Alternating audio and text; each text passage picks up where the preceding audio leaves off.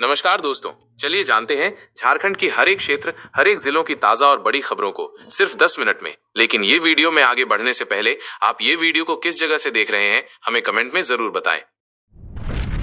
झारखंड में हो रही बारिश की संभावना जताई जा रही है, जिससे मानसून की रफ्तार पिछले कुछ दिनों से तेज हो गई है, जिसके कारण राज्य के कई जिलों में लगातार बारिश हो रही है। मौसम विभाग ने अगले 3 दिनों तक भारी वर्षा का अलर्ट जारी किया है, खासकर संथाल परगना, कोल्हान और उत्तरी छत्तीसगढ़ सीमा से लगे जिलों में। लगातार बारिश से नदियों का जलस्तर तेजी से बढ़ रहा है, जिससे निचले इलाकों में जलभराव की स्थिति बन रही है। प्रशासन ने बाढ़ संभावित क्षेत्रों में एनडीआरएफ टीमों को सतर्क रहने का अलर्ट जारी किया है।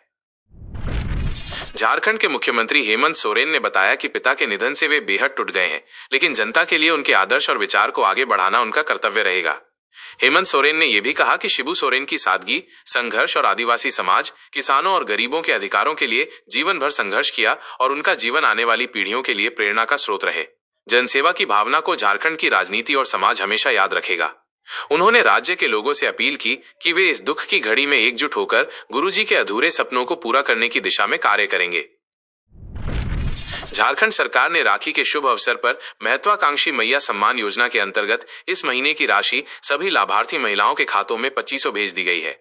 और झारखंड सरकार ने यह भी कहा है कि जिन माता और बहनों को मैया सम्मान योजना का लाभ नहीं मिल रहा है, वे जल्द से जल्द आवेदन कर सकते हैं, जिससे ग्रामीण और शहरी क्षेत्रों की हजारों महिलाओं को समस्त आर्थिक सहायता मिल सके और उनके घरेलू खर्च, बच्चों की पढ़ाई तथा स्वास्थ्य संबंधी आवश्यकताओं को पूरा करने में मदद मिले।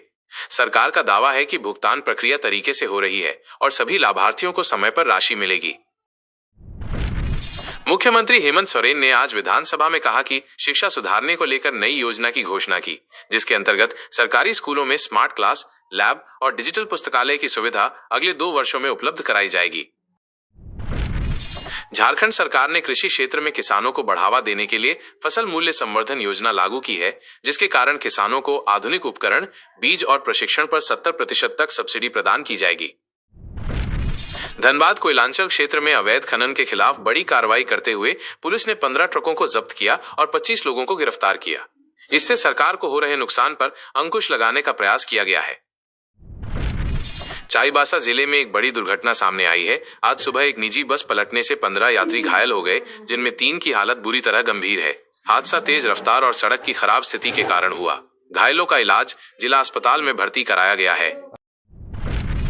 रांची नगर निगम ने शहर में प्लास्टिक के उपयोग पर सख्ती बरतते हुए 500 से अधिक दुकानों में छापेमारी की है और 200 किलो से अधिक सिंगल यूज प्लास्टिक जब्त की गई और जुर्माना लगाया, ताकि पर्यावरण प्रदूषण कम किया जा सके। गढ़वा में स्वास्थ्य विभाग की बड़ी पहल के अंतर्गत मोबाइल मेडिकल वैन शुरू की गई है, जो दूर गांवों में जाकर मुफ्त जांच, दवा दी जा रही है और स्वास्थ्य सेवाएं उपलब्ध करा रही है, जिससे गांव के लोगों को काफी राहत मिल रही है। दुमका जिले में बिजली की समस्या को दूर करने के लिए 220 केवी पावर सबस्टेशन का उद्घाटन किया गया है, जिससे आसपास के 50 गांवों में 24 घंटे बिजली आपूर्ति संभव होगी और औद्योगिक इकाइयों को भी स्थायी बिजली मिलेगी। झारखंड सरकार ने महिलाओं को स्वरोजगार के लिए महिला उद्यमिता ऋण योजना शुरू की है, जिसमें 5 लाख रुपए तक का ब्याज मुक्त ऋण मिलेगा। इसका लाभ विशेष रूप से स्वयं सहायता समूह की महिलाओं को दिया जाएगा। गुमला में वन विभाग ने अवैध लकड़ी तस्करी के खिलाफ कार्रवाई करते हुए 500 से अधिक सागौन की लकड़ी के लट्ठे बरामद किए, जिनकी कीमत लाखों रुपए बताई गई है।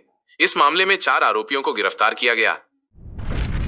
झारखंड के कई जिलों में डेंगू और मलेरिया के मामलों में बढ़ोतरी को देखते हुए स्वास्थ्य विभाग ने व्यापक फॉगिंग और मच्छर नियंत्रण अभियान चलाया है। साथ ही लोगों को घरों में साफ सफाई रखने की अपील की गई। राज्य में सड़क दुर्घटनाओं को कम करने के लिए परिवहन विभाग ने सेफ ड्राइव झारखंड अभियान की शुरुआत की, जिसमें हेलमेट और सीट बेल्ट चेकिंग के साथ ही ड्राइवरों को यातायात नियमों के बारे में जागरूक किया जा रहा है। रांची के बिरसा मुंडा एयरपोर्ट पर सुरक्षा व्यवस्था मजबूत करने के लिए स्कैनर और बायोमेट्रिक चेक इन सिस्टम लगाया गया है, जिससे यात्रियों की जांच तेज और सुरक्षित तरीके से हो सकेगी। चतरा जिले में किसानों के लिए कृषि ऋण माफी योजना के तहत 5000 से अधिक किसानों का कर्ज माफ किया गया, जिससे उन्हें नई फसल बुआई के लिए राहत मिली। झारखंड में इस बार मानसून सामान्य से अधिक सक्रिय रहने के कारण धान की खेती में 15% बढ़ोतरी दर्ज हुई है, जिससे किसानों में खुशी और खेती करने की उत्साह बढ़ी है। वीडियो को फुल वॉच करने के लिए धन्यवाद दोस्तों, और ऐसे ही ताज़ा खबर पाने के लिए प्यारा सा कमेंट करें। तब तक के लिए वंदे मातरम।